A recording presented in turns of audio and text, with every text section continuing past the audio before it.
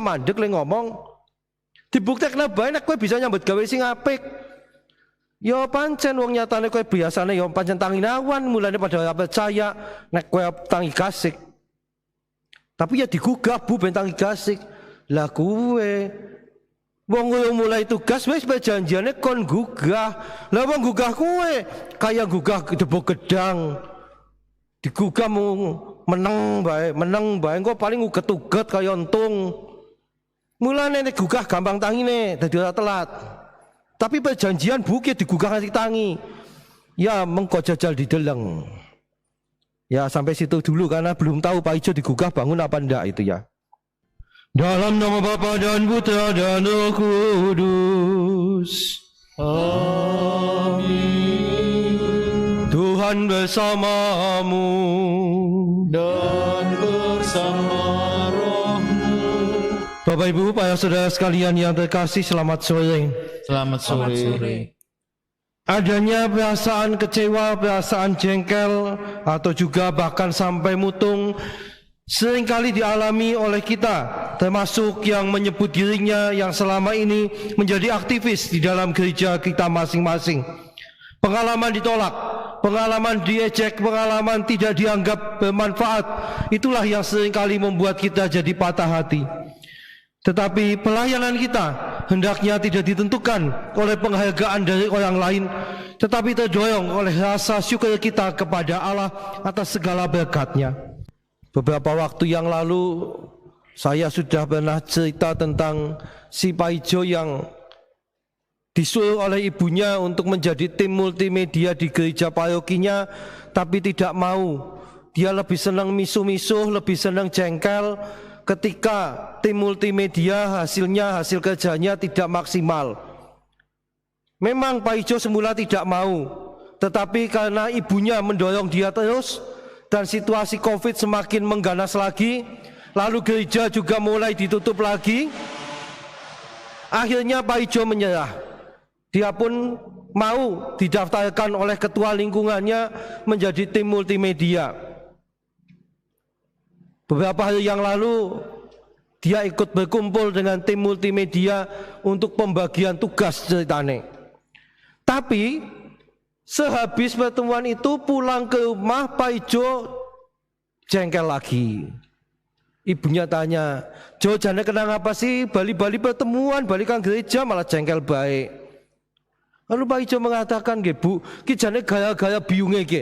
Nyong jan jengkel banget Bu." Lah kenapa? Lah kowe mau pertemuan, pembagian tugas, aku kebagian minggu esok. Lah kok ngerti-ngerti pada takon, lah wong Pak Ijo biasanya betelat, apa yang gandeng kowe telat le siayan. Aku wis meneng bae Bu dionek-nek kaya kowe. Ana maning sing takon, lah wong Pak Ijo sekolah biasanya wegah mangkat, ngokon ngurusi komputer apa ya bisa. Engko aja malah kacau kabeh. Wah, pokoknya jangan omongannya rame naki kabeh Bu. Aku jane kaya mereka diperintah biungnya aku moh temenan ge. Lalu ibunya mengatakan, "Jo, wis rasa jengkel kali dibuktekna bae. Kowe bisa tangi gasik apa ya? Nek kowe bisa tangi gasik kan sing jengkel kuwi mau sing ngomong-ngomong nak kowe kan mesti ya mandek le ngomong. Dibuktekna bae nek kowe bisa nyambut gawe sing apik. Ya pancen wong nyatane kowe biasane ya pancen tangi awan, mulane pada ora percaya nek kowe tangi gasik. Tapi ya digugah Bu ben tangi gasik. Lah kowe wong kowe mulai tugas wis janjiane kon gugah. Lah wong gugah kowe kaya gugah debok gedang. Digugah meneng bae engko paling uget-uget kaya untung. Mulane nek gugah gampang tangine dadi ora telat. Tapi perjanjian bukit digugah ngasih tangi. Ya mengko jajal dideleng. Ya sampai situ dulu karena belum tahu Pak Ijo digugah bangun apa ndak itu ya. Nah, Bapak Ibu para saudara sekalian yang terkasih, pengalamannya Pak Ijo tadi itu seringkali juga terjadi nyata dalam kehidupan kita, terutama dalam hidup menggereja misalkan. Bagaimana orang yang semula tidak aktif, ketika mulai aktif lalu mulai ada omongan macam-macam. Ketika orang tidak mau aktif, digenengi. Kayak kepriwe sih? Wis dadi wong Katolik kok atau gelem aktif. Ketika disuruh dari dewan pastoral paroki enggak mau, lah wong egois temen. Tapi nanti begitu mulai jadi anggota dewan, mulai banyak orang yang ngomong, mulai banyak yang membicarakan, mencurigai dia, menjelek-jelekan dia dan sebagainya. Itu pengalamannya Pak Ijo juga. Pengalaman itu seringkali lalu membuat orang menjadi kecewa, orang menjadi putus asa, merasa tidak percaya. Ya karena kesempatan yang katanya diberikan kepadanya ternyata disertai dengan kecurigaan, ketidakyakinan, ketidakpercayaan dan sebagainya. Bapak Ibu dan para saudara sekalian yang terkasih, saya pernah dan sering kali mengingatkan kepada teman-teman yang sudah mau ambil bagian, entah itu dalam Dewan Pastoral Paroki, Dewan Pastoral Stasi, pengurus lingkungan, diakon paroki dan sebagainya. Apa yang saya ingatkan? Nek kowe wis gelem aktif terlibat hidup menggereja, siap-siap, kudu siap diomong, dielek-elek, dipandang jelek, dicurigai, kudu siap. Kenapa? Ya itulah konsekuensi kita, risiko yang seringkali mesti kita tanggung ketika kita berani tampil.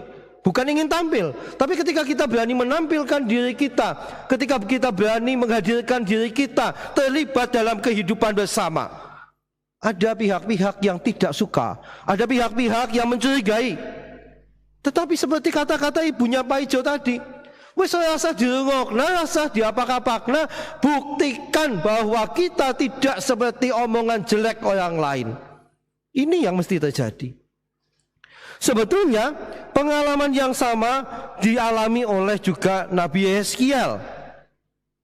Dalam bacaan pertama tadi, Nabi Yeskiel itu ketika diutus sebetulnya dia tidak yakin, karena dia merasa paling-paling nanti aku dicueki oleh bangsaku Israel, saya tidak dipedulikan. Tapi kan akhirnya karena Allah yang mengatakan, ya sudah kamu berangkat saja, pokoknya tugasmu jalankan. Akhirnya Yeskiel berangkat. Paulus itu tokoh yang sangat hebat, rasul yang sangat luar biasa. Karyanya, pewartaannya kemana-mana.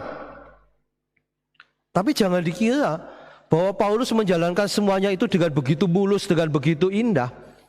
Bacaan kedua tadi, Paulus itu sampai sempat protes kepada Allah. Ya, saya ingatkan lagi nih ya.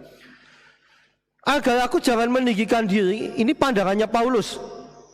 Tapi yang penting di sana dikatakan, aku diberi suatu duri dalam dagingku, yaitu seorang utusan iblis untuk menggecoh aku. Loh, kurang apa toh si Paulus?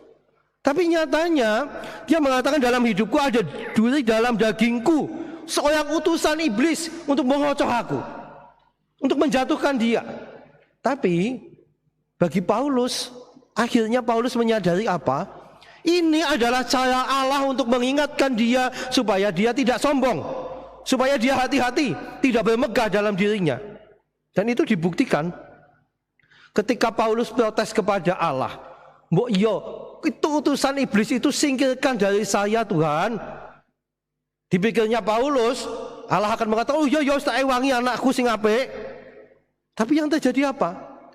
Allah justru mengatakan, cukuplah kasih karuniaku bagimu, sebab justru dalam kelemahanlah kuasaku menjadi sempurna. Kita pun juga diajak mengambil sikap seperti Paulus pada akhirnya. Kita tidak usah terlalu meributkan, ada orang yang ngomong yang genengi aku, yang menjelekkan aku, memfitnah aku. Tidak usah diributkan. Di situ kita diajak untuk melihat bahwa Allah mau menemani kita, menunjukkan kasih-Nya dengan menemani kita pada masa-masa sulit hidup kita, ketika kita difitnah, dijelek-jelekan, dicurigai dan sebagainya. Ini menjadi kesempatan membuktikan kualitas iman kita. Seperti ibunya Pak Ijo tadi, serasa digapelah, serasa dirungokna, buktikan saja. Yesus pun tadi sudah Yeskiel, Paulus, Yesus juga sama. Wah, pada awalnya ketika Yesus pulang ke tempat asalnya, itu masuk ke bait Allah, dia bacakan kitab suci, dia jelaskan, banyak orang yang kagum, melongo domblong, terkagum-kagum. Tapi mulai ada yang bisik-bisik, loh kok kangen dia, dan kok pintar temen sih? Ki awal asalnya kangen di, loh, mbok ki anake Maria, alamung tukang kayu.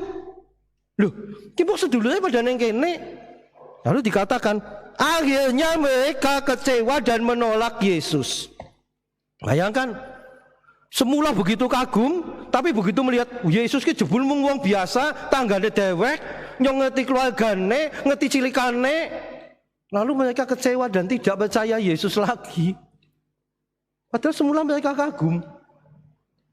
Saudara sekalian, inilah konsekuensi yang seringkali mesti kita tanggung juga. Ketika orang melihat masa lalu kita, alah, wong kaya kok dadak gaya temen siki sok suci. Padahal kita mau bertobat sungguh-sungguh, tapi orang mengatakan sok suci. Lah, kayak mbiyen zaman cilikane besok nyolong nang nggonku, pelemku. Masa siki dadi pastor? Tidak percaya. Kadang-kala masa lalu kita menjadi beban. Tetapi kalau kita punya niat sungguh untuk terlibat dalam kehidupan bersama, kita tidak perlu memikirkan hal-hal itu. Di Indonesia misalkan itu Pak Jokowi itu kan juga jadi presiden, mbok yo diece bola-bali, lamun tukang mebel nyatane jadi presiden, mbuh mbiyen apa? Lah Pak Harto apa ya mbok anak petani jadi presiden. Presiden kita itu kan banyak yang berawal dari masa-masa lalunya, latar belakangnya biasa saja. Tapi buktikan bahwa kita juga memang mampu melaksanakan tugas yang diserahkan kepada kita. Saudara sekalian yang terkasih, kita itu diajak punya sifat seperti matahari itu. Matahari itu diharapkan terbit ya nek wayung wayah ya terbit, dikono aja terbit ya nek wayah ya tetep jedul. Digenengi wong melakna duniane panas kayak ki keringetan, nyatane ya tetep srengengene metu. Kenapa? Matahari hanya menjalankan tugasnya, tidak peduli omongan orang, tidak peduli genengan wong. Saudara sekalian, secara pribadi saya punya semboyan yang saya tulis di status WA itu. Kaimahnya Fadikayaste Mapalesiu Kadaciana. Lakukanlah saja tugasmu tanpa bertanya untung ruginya bagimu. Dan sungguh saudara sekalian, seperti yang dikatakan ibunya Pak Ijo pada Pak Ijo tadi, ketika saya mengalami kesulitan, tantangan dalam tugas-tugasku, ketika ada yang genengi, ada yang memfitnah, ada yang macam-macam itu, membuat isu, membuat gosip, lalu saya kembali pada tadi, lakukanlah saja tugasmu tanpa bertanya apa untung ruginya bagimu. Wes jalana apa sing dadi tugasmu ya mikir kuwi diapa-apakna. Berserah kepada Tuhan dengan menjalankan tugas yang diberikannya kepada kita itu lebih baik daripada kita sibuk meladeni omongan orang, sibuk membantah, sibuk klarifikasi. Biarlah waktu yang membuktikan dengan sikap kita, dengan tindakan kita, dengan kesetiaan kita menjalankan tugas-tugas kita. Bapak Ibu, para saudara sekalian yang terkasih, saya ingin mengajak baik Bapak Ibu, saudara sekalian, tidak usah takut kalau mau terlibat dalam hidup bersama. Tidak usah takut dialani golet panggung, dialani cari muka, dikatakan cari pujian. Tidak usah takut. Ketulusan hati Anda, ketulusan hati kita akan membuktikan lewat sikap tindakan kita apakah tujuan itu betul ataukah kita sungguh mau terlibat dengan tulus. Tadi Pak Ijo dicurigai karena latar belakangnya sok tangine telat, menggereja telat. Buktikan saja ketika menjalankan tugas ternyata tidak telat kok. Apa bisa jalannya? Kalau memang bisa, itu menjadi bukti akan membungkam banyak omongan orang lain. Maka terlibat itu artinya siap untuk diomong, tetapi kita tidak boleh takut, kita tidak boleh patah hati, tidak boleh kecewa, apalagi mutung. Penyakit wong Katolik itu salah satu ciri khasnya itu mutungan jaring. Aktif banget, begitu digenengi, bludak langsung mutung. Wis lah nyong wegah gereja. Ada yang tidak pernah ke gereja, saya mau bertobat, saya kepingin ke gereja. Begitu jedul tekan gereja, wow, dingalen Pak jenengan menggereja. Ayo, lagi dua kepentingan apa ya? Yang suka sudah menggereja maning. Saya ya walaupun saya menyadari para ketua lingkungan kadang-kala punya penyakit gitu loh. Orang tidak pernah aktif di lingkungan tiba-tiba aktif dalam lingkungan. Ketua lingkungannya mulai mikir, kayak nikah anak, apa ngapa ya? Kenapa? Biasanya yang tidak pernah aktif kalau punya kepentingan lalu tiba-tiba aktif. Tapi kalau memang kita mau aktif dengan tulus ikhlas, kecurigaan itu akan hilang dengan bukti yang kita berikan.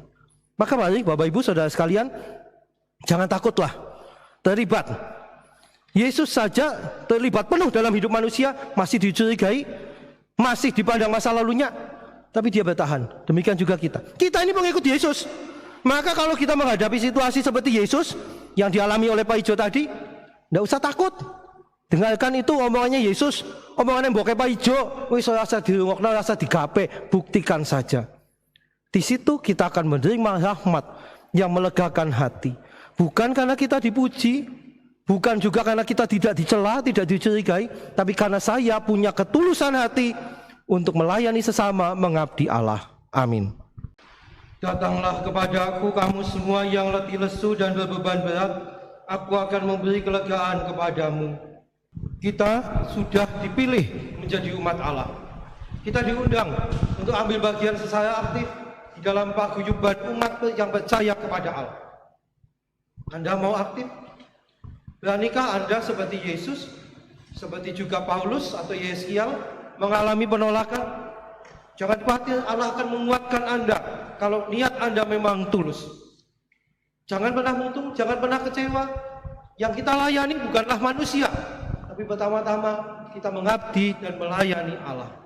Terima kasih atas kebersamaan dan doa-doa kita dalam perayaan Ekaristi ini. Kita mohon berkat Tuhan untuk menutup perayaan ini. Tuhan bersamamu dan bersama roh. Allah yang Maha Kuasa senantiasa melindungi, membimbing, dan memberkati kita, keluarga kita, dan semua orang yang berkehendak baik, Bapa dan Putra dan Roh Kudus. Amin. Dan sekalian pergilah, perayaan syukur kita sudah selesai. Syukur kepada Allah.